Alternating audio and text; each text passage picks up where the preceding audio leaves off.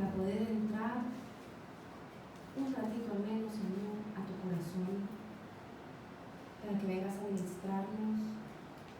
Queremos abrirte nuestro corazón, el tuyo, Señor Jesús.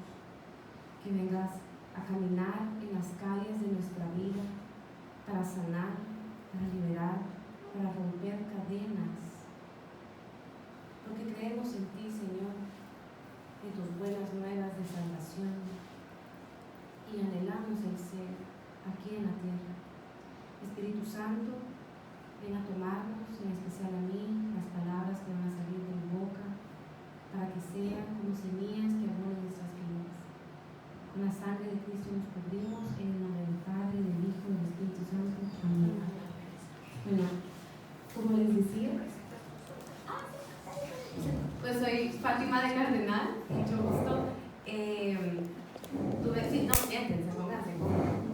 Tuve la bendición y el privilegio de recibir teología del cuerpo hace 10 años en México, con un matrimonio de reino que tiene un hijo que va a ser sacerdote dentro de poco. Y de verdad que no solo fue un retiro, porque eso no solo son charlas, son retiros, cursos, años de estudio que trajo mucha luz a mi vida, mucha sanidad, y durante estos últimos 10 años he sido testigo como más de 5,000 personas han recibido estos cursos, estas pláticas, y han sido sanadas en su historia. Y yo por eso estoy bien emocionada, como les comentaba a las que estaban bien temprano, que he dejado mi casa patas arriba, mis bebés están en Cabo, los dejé hipnotizados con la tele, y yo soy anti-tele, pero creo que el enemigo no está feliz que ustedes vengan a escuchar esta noticia, así que atentas, ¿verdad? Porque cambió mi vida y estoy segura que va a cambiar la de ustedes. Quiero empezar refrescando un poco, ¿verdad? Vamos a recibir charlas de teología del cuerpo. Creo que Ivonne ya nos había platicado un poquito de San Juan Pablo II en la charla anterior, contando un poco de su vida y cómo él empezó este ministerio todos los miércoles en las audiencias generales en Roma durante 4 años de su papado. Y quiero iniciar con una cita bíblica que está en la palabra de Dios en el Evangelio según San Mateo, capítulo 19, versículos del 3 al 9. San Mateo 19, del 3 al 9, y leo para ustedes. Algunos fariseos se acercaron a Jesús y para tenderle una trampa le preguntaron: ¿le está permitido a uno divorciarse de su esposa por un motivo cualquiera? Jesús les contestó: ¿no han leído ustedes en las Escrituras que el que los creó en el principio, hombre y mujer los creó? Y dijo: por eso el hombre dejará a su padre y a su madre para unirse a su esposa, y los dos serán como una sola persona. Así que ya no son dos, sino uno solo. De modo que el hombre no se debe separar de lo que Dios ha unido. Ellos le preguntaron: ¿por qué pues mandó Moisés darle a la esposa un certificado de divorcio y despedirla así? Jesús les dijo: precisamente por lo terco que son ustedes. Moisés les permitió divorciarse de su esposa, pero al principio no fue de esa manera.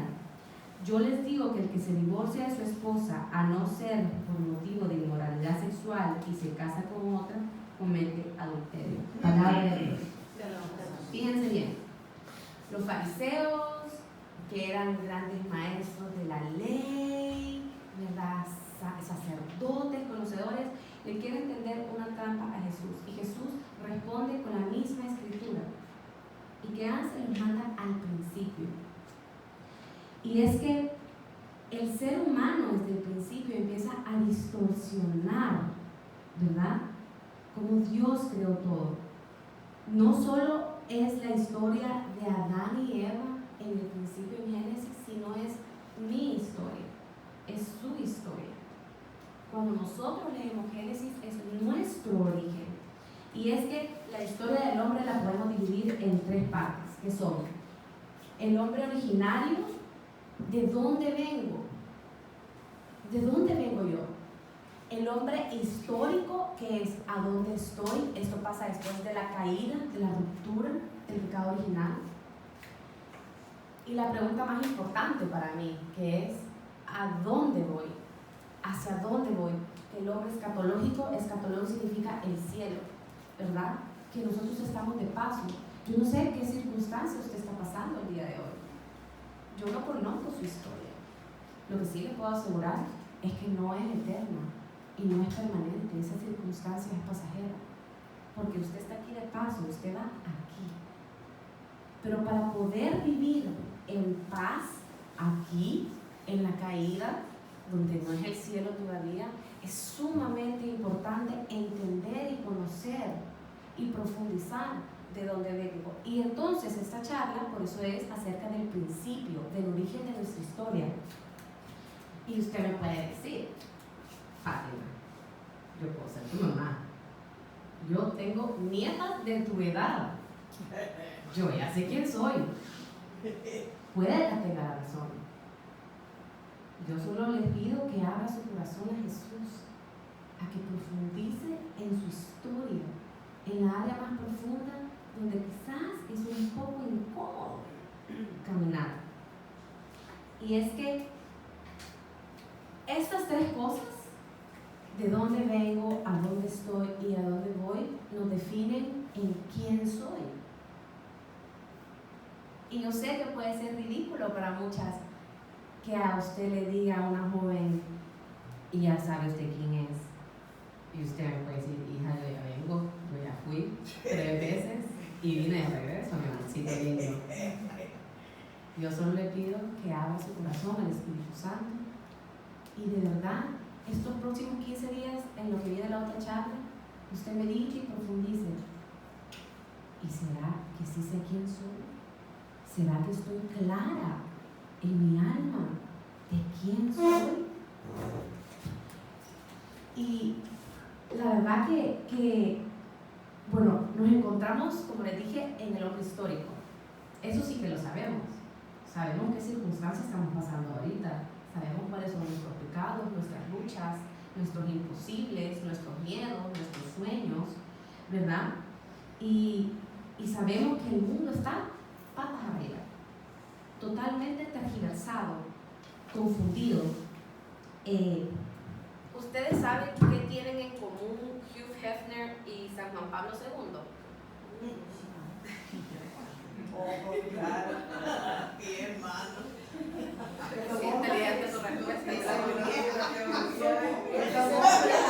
Que son hombres. Sí, tienen algo más en común. Ambos buscan darle respuesta al dolor humano. Hugh Hefner busca darle, el fundador de Playboy, ¿verdad? Sí, el fundador de Playboy, busca darle respuesta al dolor humano. ¿Y por qué? Por el Hugh. Porque la pornografía, el sexo, el cuerpo, busca consolar al hombre con un vacío que no da. Y esto es más fácil de entender para los hombres. Usted sabe que el imperio de la pornografía es el más rentable. Quiere decir que hay un mercado. Quiere decir que hay una necesidad que está satisfaciendo. ¿Sí? San Juan Pablo busca entonces también eso, una respuesta al dolor humano.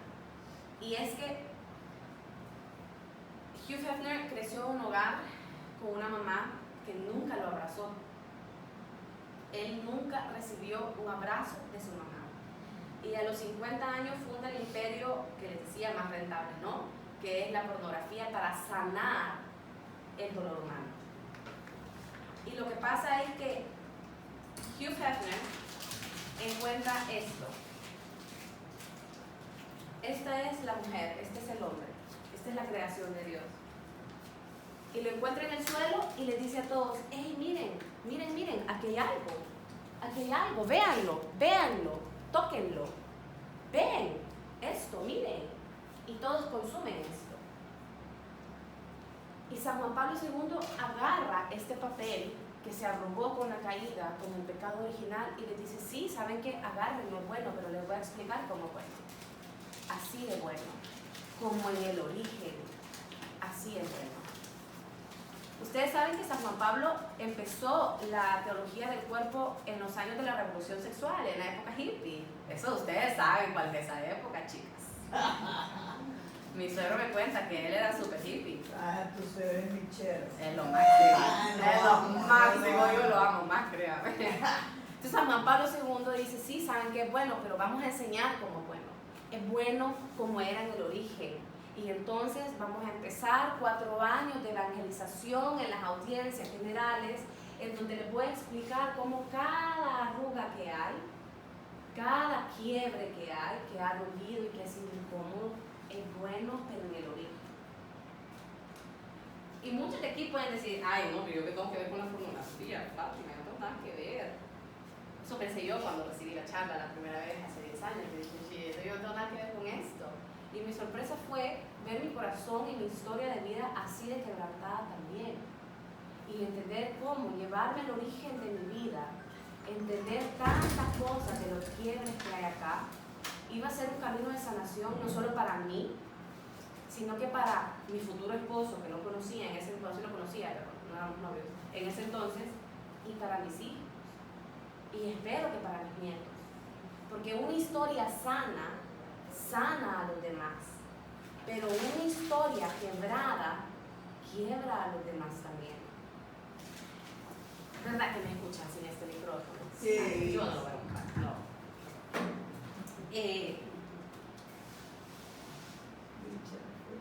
El deseo sexual es algo bueno, es algo puro, es algo santo. Y para aquellas que fueron educadas en un colegio católico como el mío, de Opus Dei, esta expresión es así como, espérate, ¿qué me estás diciendo? En mi colegio era un tabú hablar de la sexualidad. ¿Y a dónde iba? Ah, no, eso no lo voy a decir. Ah, Se dice el a la pecado, pero no es floresta, pecador. a la floresta, te diría. Aquí estamos las de la Asunción. Entonces, la de la Asunción, ¿sabes? Éramos También igual que vos. lo mismo. Peor quizás. La idea, y es que también va de una generación atrás mío, le da ataque con un ojo. Pero 2 generaciones atrás Con mío, los dos. es decir, los que tienen nietos de mi edad, no pueden con esta idea. Pero la Biblia dice todo lo contrario. La enseñanza, sana enseñanza de nuestra iglesia, dice todo lo contrario. El deseo sexual es bueno. Porque en el mundo nos han enseñado que esto es malo, pero San Juan Pablo dice no. Y no es San Juan Pablo, es Jesús, es Dios, es la palabra de Dios, es el Espíritu Santo que dice, a ver, es bueno, esto es bueno. Es un deseo intrínseco del ser humano, es un deseo que Dios puso, en el que busca la realización del otro.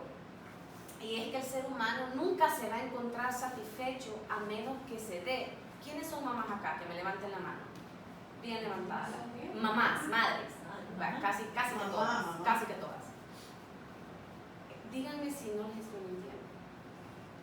Los momentos más plenos de su vida han sido cuando ustedes han entregado todo por sus hijos.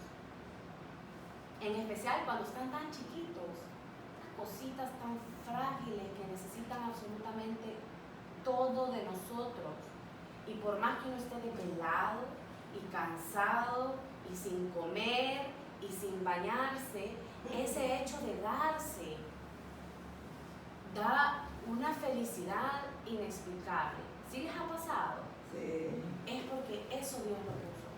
En el entregarme al otro hay una felicidad. ¿Saben por qué? Porque refleja un poquito lo que Jesús hizo por nosotros.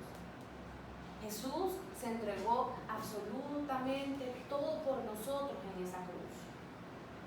Y esa entrega de Él sana nuestra historia, libera nuestra historia. Con la caída, con el pecado original, nosotros adquirimos por default una pequeña amnesia, ¿sí? Una pequeña amnesia. Y San Juan Pablo, con estas enseñanzas, busca despertarnos de esa amnesia. Y para eso lo hace llevándonos a Génesis capítulo 1, versículo 26. Y dice, así la palabra de Dios. Entonces dijo, ahora hagamos al hombre se parecerá a nosotros y tendrá poder sobre los peces, las aves, los animales domésticos y los salvajes y sobre los que se arrastran por el suelo. Palabra de Dios. Habla en plural. ¿Se habían fijado ustedes ya esto antes? Hagámoslo a nuestra imagen.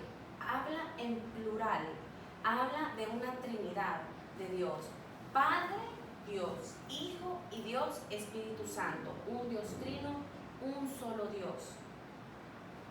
Hemos sido creados a imagen y semejanza de estas tres personas, de esta Santísima Trinidad.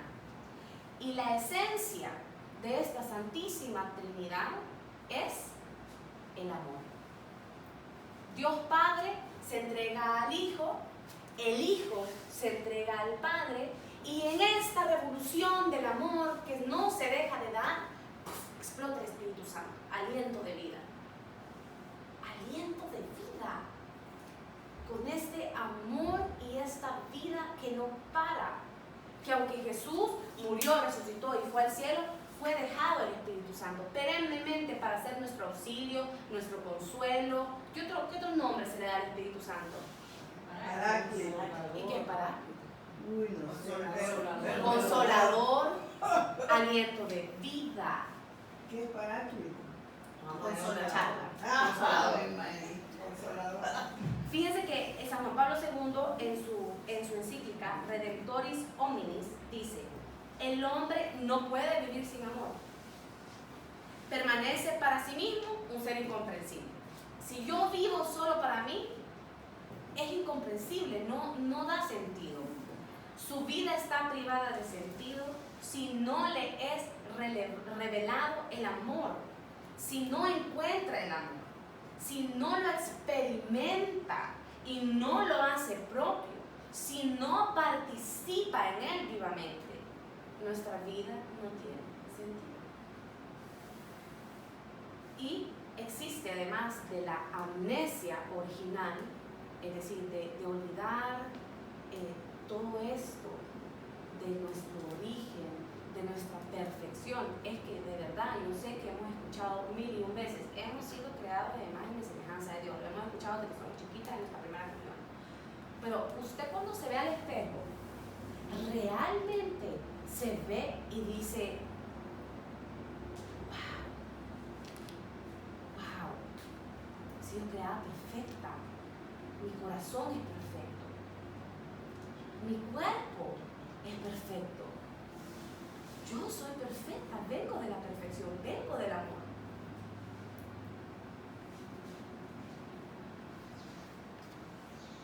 Y eso, esa amnesia, ocasiona algo, una soledad originaria, el sentirse un poco solo y aislado, aunque estemos rodeados.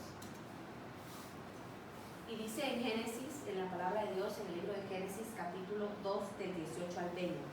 Capítulo 2, del 18 al 20. Luego Dios, el Señor, dijo: no es bueno que el hombre esté solo. Le voy a hacer a alguien que sea una ayuda adecuada a él. Y Dios, el Señor, formó de la tierra todos los animales y todas las aves y se los llevó al hombre para que les pusiera nombre. El hombre le puso nombre a todos los animales domésticos, a todas las aves y todos los animales salvajes, y ese nombre les quedó. Sin embargo, ninguno de ellos resultó ser la ayuda adecuada de él. Entonces, palabra de Dios, hasta ahí nos vamos a quedar. ¿Se imaginan ponerle nombre a todos los animales? A vos te vas a llamar cucaracha.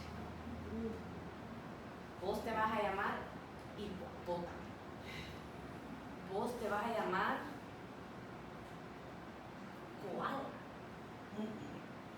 Ese ejercicio tuvo que hacer que Adán notara algo. Miraba que la cucaracha no se parecía a él. Miraba que el hipopótamo no se parecía a él. Observaba que el koala era totalmente diferente a él. que encima miraba a una jirafa y la jirafa no le correspondía. Esto hace experimentar una soledad. Es que no hay nadie como yo. Todos tienen su jirafa y su jirafo, su hipopótama y su hipopótamo, su cucaracha y su cucaracho, y yo solo soy yo. Y esta soledad no significa que estaba condenado a vivir en aislamiento. Tampoco, en realidad, esta soledad era un eco de lo que había en él, un eco de una común unión, de una comunión, de una santísima Trinidad. Porque se acuerdan que les dije de que hemos sido creados a imagen y semejanza de Dios Padre, Dios Hijo y Dios Espíritu Santo. Y esta dinámica que el Padre se da al Hijo, el Hijo se da al Padre, el Padre se da al Hijo, el Hijo se da al Padre, y en esto viene una revolución del amor y explota el Espíritu Santo. Hay un eco en nosotros. Esa soledad solo es una alarma que es buena, que nos avisa, que nos recuerda que venimos de una común unión, de una comunión. Y entonces viene la unidad trinitaria. Y eso lo encontramos en Génesis 2, un versículo después, del 21 al 23, que dice así la palabra de Dios. Entonces Dios el Señor hizo caer al hombre en un sueño. Hizo caer al hombre en un sueño profundo y mientras dormía le sacó una de las costillas y le cerró la carne otra vez. De esa costilla, Dios el Señor hizo una mujer y se la presentó al hombre, el cual al verla dijo: esta sí que es de mi propia carne y de mis propios huesos. Se va a llamar mujer porque Dios la sacó del hombre. Palabra de Dios. ¿Se acuerdan? Palabra de Dios, te alabamos, ¿sí? ¿Se acuerdan que dijimos de que él ya hizo un ejercicio en el que nombró todos los animales y se daba cuenta que no eran igual a él? Y de repente está dormido y se despierta de un sueño y la ve a ella y dice: wow, man. Y por eso los gringos dicen que por eso le puso woman, ¿verdad? Entonces, wow, dude, ¿qué hiciste? Y digo, esta sí tiene manos como yo, y tiene pies como yo, y tiene piernas como yo, y tiene cabeza, y tiene los ojos, tiene nariz, tiene boca. Esta sí es carne de mi carne. Fue un momento de éxtasis para Adán, no solo por verla, sino porque ya esa soledad ya no existía, sino que había un sin palabras. ¿Sí? Dios, que era invisible, se hace visible a través de Eva. Y van a estar dos voluntarias ahorita. Vamos a hacer un ejercicio. Usted sabe que quiere participar. Vamos a... ¿Cuál es su nombre? Mirela. Ah, Mirela. Ella va a ser Dios Padre. Ah, ¿verdad? Sí, usted es Dios Padre. Ah, ¿verdad? Y venga, usted va a ser Adán, ahorita, porque no tenemos ningún hombre en el salón, ¿verdad? Entonces, en el principio está Dios Padre, póngase así viéndose al frente, aquí así, frente, aquí está. Está Dios Padre y crea a Adán y le da todo su amor, le dice: yo te he creado el universo entero, todo te pertenece, las montañas, el mar, el cielo, los animales, todo está bajo tu autoridad porque yo te amo y soy tu papá y te quiero dar todo. Pero Adán no lo puede ver, no lo puede ver,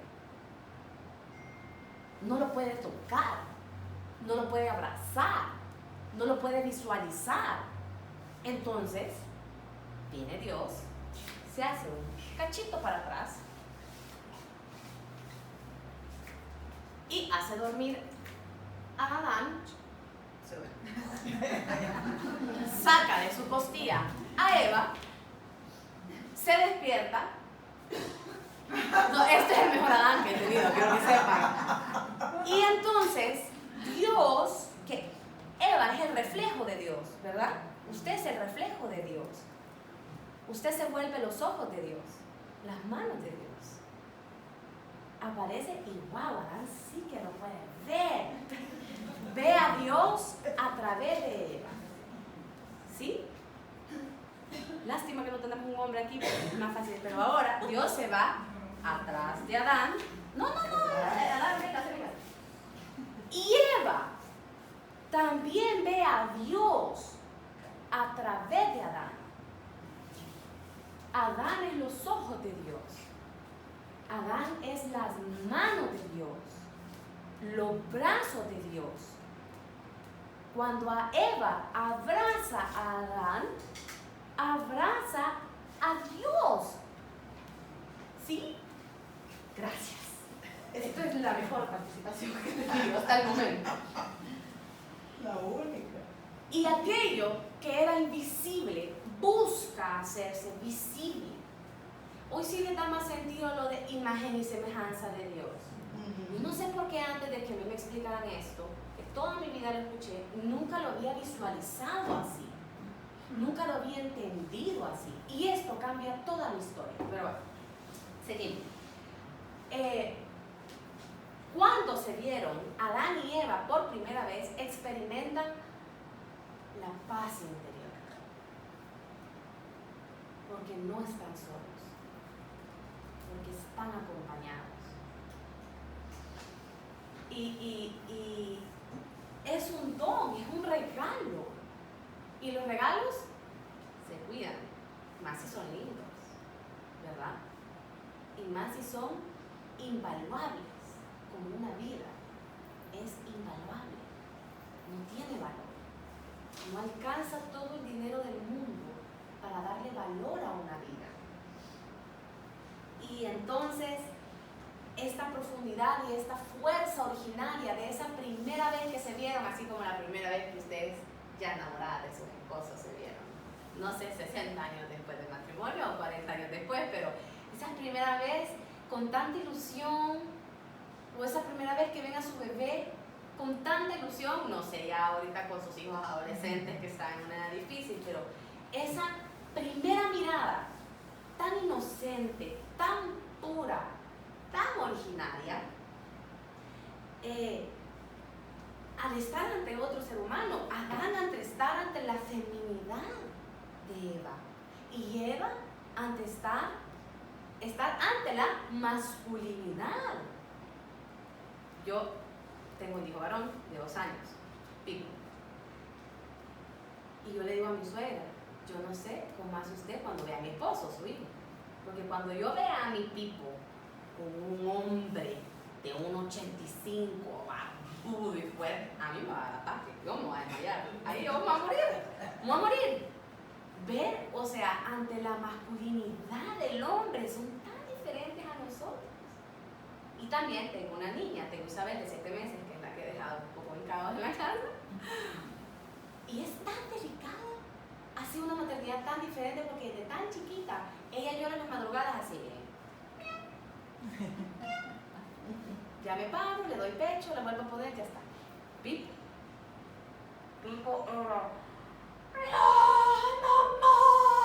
a la 1 de la mañana, o sea, era una cosa, son su masculinidad y su feminidad. Pero bueno, ya me emocioné con mis hijos, me voy a rezar al tema, ¿verdad? Ante verse esta primera vez, este primer cruce de miradas, esta sorpresa no fue erótica. Y no sé si se han dado cuenta que en ese momento Adán y Eva estaban completamente desnudos. Y no había vergüenza. Porque fue una mirada originaria sin morbo, sin ser erótica, sino inocente y pura. Es que cuando uno está tan feliz, la felicidad no lo deja ver con ojos malintencionados. Uno solo se sorprende y dice, wow, es que el hombre se convierte en la imagen de Dios, no tanto en la soledad, sino en el momento de comunión. ¿Sí se entiende? El hombre se convierte en imagen de Dios, no en la soledad, sino en la comunión. En la unidad. Y Más aún el Señor, cuando ruega al Padre que todos sean uno, como nosotros también somos uno, eso lo dice San Juan, ¿verdad? Abre perspectivas cerradas a la razón humana, porque sugiere una cierta semejanza entre la unión de las personas divinas, Dios Padre, Dios Hijo y Dios Espíritu Santo, y la unión de todos los hijos de Dios. Y lo mismo se da con la vocación a la vida consagrada. Está Dios Padre y está la Iglesia, y viene un sacerdote que se hace visible y que nos abraza y nos cuida y nos guía. Y así también la Iglesia, lo mismo para el sacerdote. Dios se hace visible a los sacerdotes, a las monjas y a nuestras consagradas a través también de la Iglesia. Y ahí estamos en lo mismo. La Iglesia se da al sacerdote, el sacerdote se da a la Iglesia y explota la vida. Adán se da a Eva, Eva se da a Adán y explota la vida. Es súper importante el que quede claro la no presencia de la vergüenza, porque usted y yo hemos sido educadas bajo la vergüenza. El sexo es malo. Es más, decir la palabra sexo en el colegio. No. Pero aquí hay una ausencia de vergüenza. El pensar en el abrazo conyugal dentro del matrimonio. Yo sé que para muchas, como fueron educadas en que es malo, aún en el matrimonio es incómodo, o da pena, o da vergüenza. Por eso es súper importante que quede claro la no presencia de la vergüenza. Imagínate eso tú, imagínate nosotros que fuimos educadas más cuadradas. Puedo decir, aunque no crea yo, cuadradita yo, pero bueno, ahora somos tachadas. Súper cuadradita. Este principio nos lleva a esta inocencia original, en donde no solo en la sexualidad no hay malicia, sino en todo lo demás. En el principio ellos se amaban libres, como Dios lo pensó, sin celos, sin, no, ¿quién me está fregando? Que este quiere algo. Era un amor libre, puro, inocente, libre de pena. Y no solo entre ellos, sino junto a Dios también. Vivían íntimamente con Dios. Pero luego, después de la amnesia original, de la soledad original, de la unidad original, viene el pecado original. A mí solo me enseñaron el pecado original. A mí estas tres no me las habían enseñado antes, que soy bien sincera. Y en el pecado original, ¿qué es lo que pasa? Entra la discordia. Y estos ojos puros e inocentes ya no ven igual que antes. ¿Sí? Porque cuando Eva escucha a la serpiente y agarra la manzana y llega Dios y lo cacha, ¿cuál es la respuesta de Adán? La mujer que tú me diste. Y ella dice, la serpiente que tú creaste. Todo el mundo se lava las manos. Exacto. Y señala al otro. ¿No le hace eco en su matrimonio algunas cosas? A mí. ¿No le hace eco en las relaciones con cualquier persona? ¿No le hace eco en las relaciones con cualquier persona? No fui yo. Es que la situación, es que él, esa inocencia originaria ya no existe. Porque hubo una ruptura. Y entonces ahí sí entra la pena. Se visten. ¿Qué hace? ¿Qué hace Adán y Eva? Se visten. Y así es como los cacha Dios, les dice, porque tienen ropa. Ahí es cuando se da cuenta. Bueno, Dios lo sabe todo, ¿no? Pero dicen ellos, es que estamos desnudos. ¿Y cómo lo sabe? ¿Cómo lo sabe? vino la discordia y la desconfianza. Adán ya no confía en Eva, que debía ser su apoyo. Eva tampoco confía en Adán, porque la pregunta es, ¿y a dónde estaba Adán cuando la serpiente le apareció a Eva? Si se suponía que él la cuidaba y la protegía. Le hace con sus relaciones con los hombres. Quien te debe proteger y cuidar a veces no lo ha hecho. Y con teología del cuerpo y con el origen, lo que Dios busca es sanar 3 relaciones, que es sanar mi relación con Dios, sanar mi relación conmigo misma y luego sanar la relación entre hombre y mujer. Y ya voy a parar con la teoría y voy a hablar un poco más de la práctica.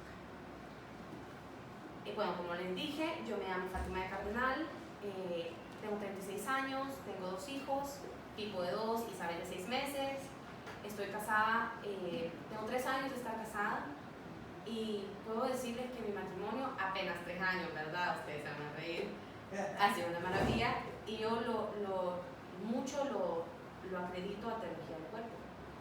Porque cuando yo recibí teología del cuerpo fue una semana intensa de inmersión de un retiro de 7 días.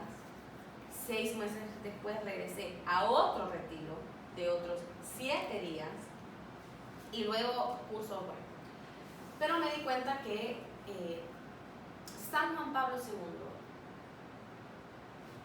él habla bastante como en espiral, se repite bastante, lo mismo, y es un poco, si ustedes simplemente se van a leer en la página del Vaticano las audiencias generales de esos miércoles, esto está súper resumido y súper masticable, es material pesado de digerir, ¿verdad?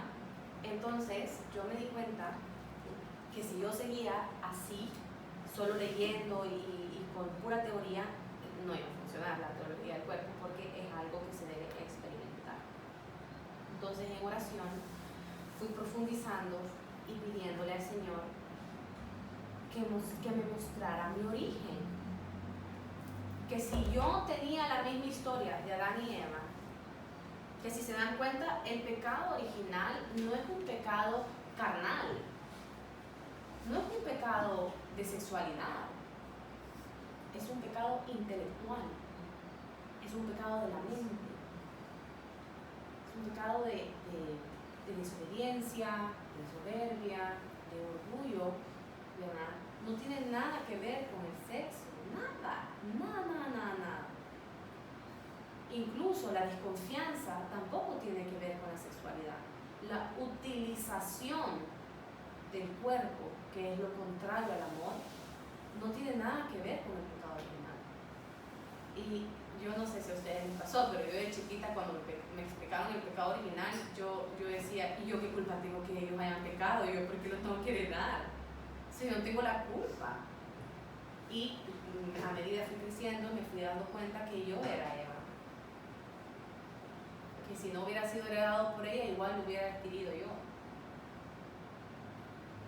En oración, en un retiro de silencio, el Padre dice, trae a tu mente el momento en el que más has sufrido. Y yo crecí en un hogar muy cristiano, en un matrimonio muy convertido, reconstruido por Cristo. Mi ambiente mientras yo crecí de mi historia siempre fue bien sano, muy lleno del amor de Dios. Entonces cuando el Padre dijo, ¿cuál es el momento en que más has sufrido? Y yo vengo de servir de un movimiento muy fuerte aquí en El Salvador, en el que habré ido a no sé cuántos retiros desde que tengo 18 años sirviendo. He escuchado todo tipo de cosas, he escuchado jóvenes que han sido abusadas por sus padres biológicos y de ahí es el inicio, imagínense, si ya con eso yo siempre decía pues, que yo quizás yo no he sufrido mucho, pero el Padre decía, todo sufrimiento tiene valor, tu sufrimiento es importante para el Señor y Él lo quiere sanar. Entonces nos dijo, piensen cuál es el momento en que más han sufrido. Y yo le dije al Señor, no no tengo ninguna memoria que me salte. Yo sé que para muchas otras sí es bien fácil, porque ha sido mucho dolor, quizás ya a una edad más grande, entonces está muy a flor de piel. Y yo le dije al Señor, mostrámelo, señalámelo tú. Y estaba ante el Santísimo y veo a mi mami embarazada de mí. Y el Señor me muestra como una ultrasonografía. Yo en el vientre de mi mami, con unos 6 meses de embarazo, saben, en la ultrasonografía los bebés se ven como de perfil, ¿no? Una foto que le dan y que sus nietas les entregan a sus hijas. Y veo como un video de una ultrasonografía, yo estoy en el vientre materno y en eso veo que yo como bebé le hago y me cojo. Y yo dije, qué raro. Salgo del retiro y le pregunto a mi madre, mami, mira, te quiero preguntar algo. Cuando tú estabas embarazada de mí, pasó algo. Y me dice, algo como qué. Y le expliqué lo que yo había visto en oración en el Santísimo. Y me dice, sí, tu papi y yo nos separamos cuando estábamos embarazados de ti. Yo sabía que mis papás se iban a divorciar cuando yo tenía 3 años. Y que mi papá hizo retiro a esa edad, tuvo una conversión y el Señor reconstruyó su matrimonio y a raíz de ahí fue otra historia. Yo no sabía que ellos se iban a separar cuando estaban embarazados de mí. Yo tengo una hermana mayor, o sea que cuando ellos estaban embarazados de mí, ellos tenían 5 años de matrimonio. High school sweethearts, ¿verdad? Se conocieron desde que tenían como 15 años, se casaron súper enamorados. ¿Y qué siente una joven de 24 años, mi mamá, con una niña de 4 años, embarazada, separándose? Soledad, ¿verdad? Miedo, inseguridad. Esas 3 cosas. Ustedes saben que científicamente está comprobado que todo lo que siente la madre en el embarazo lo siente el bebé. En oración, ¿verdad? Yo digo, bueno, este es el origen de mi vida, mi gestación, ¿no? Y Dios me dice, no, ese no es el origen de tu historia. La gestación no es el origen de tu historia. Dios me dice en oración, cuando yo te pensé, tú exististe. Ese es el origen. O sea que lo del vientre materno es mi caída. Ya le voy a explicar por qué. Él me llevó aún antes. Y entonces estoy en oración y le voy a explicar lo que yo visualicé. Yo soy muy visual y Dios sabe que así me habla, que así yo le entiendo. Hagan de caso que yo vi la Vía Láctea, este cúmulo de estrellas como una galaxia, y vi o sentí la presencia de Dios Padre, Dios Hijo y Dios Espíritu Santo en el momento de mi origen, en el momento en que me piensan y dicen, vamos a hacer a la Fátima. Entonces viene Dios y dice, vaya, la voy a hacer pero café. Y le echa como una bolsa de azúcar. A mí me gusta cocinar bastante, entonces creo que por eso Dios así me lo visualizó. Como un saco de azúcar, ¿no? Te estira el azúcar. Entonces viene Jesús y dice, sí, le vamos a hacer un poco chele. Y tira otra bolsa, un saco de harina, ¿verdad? Entonces viene el Espíritu Santo y dice, sí, la vamos a hacer intensa. Y ¡puf! Y tira brillantina y explota. Y Dios Padre y Jesús le dice, ¿qué? ¿Se te fue todo el saco? Y le dicen, pues sí, ni modo, pero así va a ser intensa. Y entonces viene y me están deseando. Y entonces empiezo a experimentar una sanación interior. Y les voy a explicar por qué. Yo toda mi vida, ¿saben cómo fui yo? Cuando iba a la universidad y hacían trabajos en grupo, yo era la que me cargaba todo en el hombro. Cuando mis compañeros me mandaban su parte, yo la revisaba y me daba cuenta que eran plagio y yo lo redactaba bien y yo entregaba el trabajo al profesor. Y yo llegué a un punto de decir, a mí me vale si los demás se gradúan o no se gradúan. Yo voy a poner los nombres de ellos, yo voy a entregar mis trabajos en la U y yo me voy a graduar. Al final yo voy a aprender. Pero ¿saben qué significa eso? Que yo siempre he sido una mujer controladora. Yo no confío en las demás personas. Yo no confío que las demás personas van a hacer mis cosas con el mismo celo y cuidado que yo lo hago. En el trabajo, en todos los cargos que yo tuve, en especial en los cargos de gerencia, ustedes saben que yo nunca delegaba. Yo le delegaba a mis subalternos y iba a revisar lo que había delegado 1000 veces y siempre lo hacían mal. O sea, a mí cuando me decían delegar, es como, no. Yo digo no. ¿Por qué? Porque la persona lo va a hacer mal y entonces va a perder tiempo.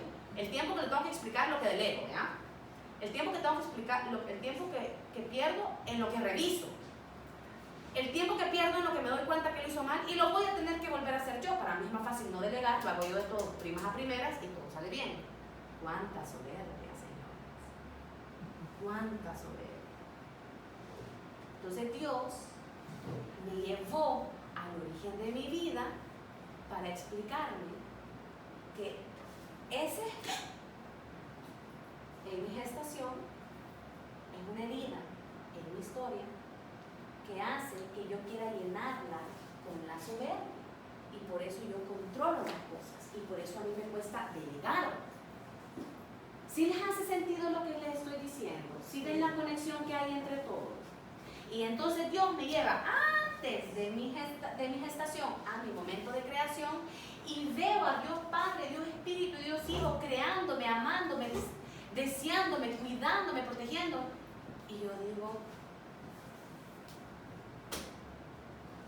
se rompieron las cadenas de soberbia y de orgullo. Y no con esto no les quiero decir que no sigo siendo una mujer soberbia. Ese es mi pecado principal. De los 7 pecados capitales, madre de todos los demás, siempre vamos a tener uno, cada quien. Para unos puede ser la ira, para otros puede ser la soberbia y el orgullo, para otros puede ser la envidia, pero normalmente el pecado madre con el que usted más lucha, ese que siempre tiene que llevar a confesión, está ahí llenando un vacío de una herida. ¿Cuál es su herida? La mía era esta. En el vientre materno de mi mamá, ¿yo qué me iba a andar imaginando? ¿Qué me iba a andar imaginando? Usted sabe que la lucha contra mis pecados ha sido mucho más fácil desde esa sanación, porque cadenas se rompieron en el origen al llevarme de dónde vengo. Yo vengo de una comunidad trinitaria que me ha pensado, me ha deseado. Y yo sé que se lo han dicho antes, yo sé que 1000 veces usted ha escuchado, ha sido creado a imagen y semejanza de Dios. Pero lo tiene que experimentar, lo tiene que vivir, y esto solo se puede en oración ante los pies de Cristo. No hay otra forma, señoras. No hay ninguna charla que yo les pueda dar que la va a convencer. No hay ninguna palabra que yo les pueda decir que les va a sanar y liberar. Es un momento de intimidad en el que usted tiene que llegar a los pies de Cristo y decir, Señor, ¿cuál es mi origen? ¿De dónde vengo? ¿Cuál es realmente mi ruptura, mi historia? Llévame más atrás, saname, rompe cadenas. Y esto fue una base y un precedente para mi matrimonio, en el que cuando mi esposo me dice que él va a tomar el control, miren, yo tranquila. Y para mi sorpresa, lo hace bien. ¿Sí me entienden? El hecho de que yo toda mi vida, durante 30 años, nunca pude delegar y confiar en algo, es decir, hasta en el ministerio de la iglesia. En la comunidad en la que yo antes iba, es mixta, entonces en el grupo de jóvenes era la cabeza hombre y el apoyo mujer. Para todas las comisiones, administración, orden y limpieza, bueno, un montón de cosas que tenemos para todas las actividades que hacemos. Y no se imaginan cómo Dios trabajó en mí el poder ser sujeta, el poder confiar. Pero yo no sé por qué Dios, yo creo que se reía, porque miren, me ponían unos bichos, pero tan lentos, yo decía, tenemos un campamento de 500 jóvenes, ¡miras! Yo decía, tronando y lloviendo, ¿verdad? Tronando y lloviendo. ¿Cómo moves 500 jóvenes y sabes, no estás en lo que tenés que estar? Pero mi lugar era darme un cachito, frenarme. Porque en este grupo de jóvenes eso es lo que trataban de forjar, que en el matrimonio, o sea, prepararte para el matrimonio y forjarte un poquito más a ser sujeta, no sumisa, pero sí sujeta. No saben cuánto luché. Pero después de este evento, este momento en el que Dios me lleva a mi origen y sana mi historia, todo ha sido, miren, de bajada. Y yo veo los frutos en el matrimonio y veo los frutos en mis hijos. Yo veo los frutos en mis hijos. Qué importante es tener un corazón sano. Qué importante es tener cadenas rotas. Y esto es lo que yo les quería compartir un poco de mí, de lo que es el origen, de lo que es el principio, de lo que hace la teología del cuerpo. No solo es una charla, no solo son enseñanzas, es algo que puede trascender generaciones, puede sanarlas a ustedes, a sus hijos, a sus nietos y puede reconstruir matrimonios. Tengo tanto que contarles, pero el tiempo me alcanza porque ya son las 10 y ya es hora, ¿verdad? Y yo quiero hacer una oración de cierre y ya después. Oye, pero antes te quiero decir algo. Es que se puede crear confusión. Al principio yo creo que te confundiste y dijiste que la pornografía sana, no. La pornografía distrae al hombre de su dolor. Sí, ajá. Que, o sea, Hugh Hefner busca sanar con la pornografía, pero eso es imposible. Porque lo único que puede sanar es eso, ¿verdad? Ajá, perdón, sí, me confundí con mis palabras, pero no. Busca sanar, pero no lo hace. Entonces, vamos a clamar al Espíritu Santo. Espíritu Santo, te pedimos que vengas sobre cada una de estas mujeres para que con tu luz puedas llevarlas al origen de su historia. Que en estos próximos 15 días en los que tú vas a seguir hablando y mandando señales en misa, en pláticas, yo sé que tú vas a orar, te pedimos que las lleves al principio de su vida. Ese momento donde está la comunidad trinitaria creándolas. Ese momento en el que nadie se lo puede contar, ellas lo tienen que vivir. Yo te pido, Señor, que por favor con tu vida, con tu aliento de vida, vengas a iluminar, a levantar, a consolar, a sanar, a romper cadenas. En el nombre de Jesús de Nazaret. Rompemos cadenas. En el nombre de Jesús de Nazaret. Por medio de su sangre, sanamos heridas, historias quebrantadas, rotas, matrimonios destruidos,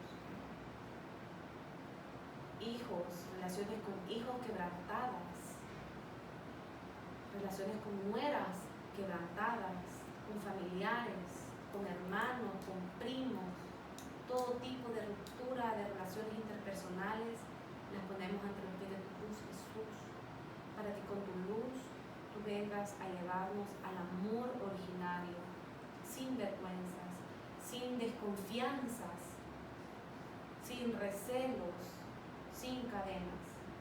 Te pedimos que Teología del Cuerpo siga siendo una enseñanza, que a través de estos meses venga a traer luz, paz, sanidad, y en tu nombre quedamos reunidas y te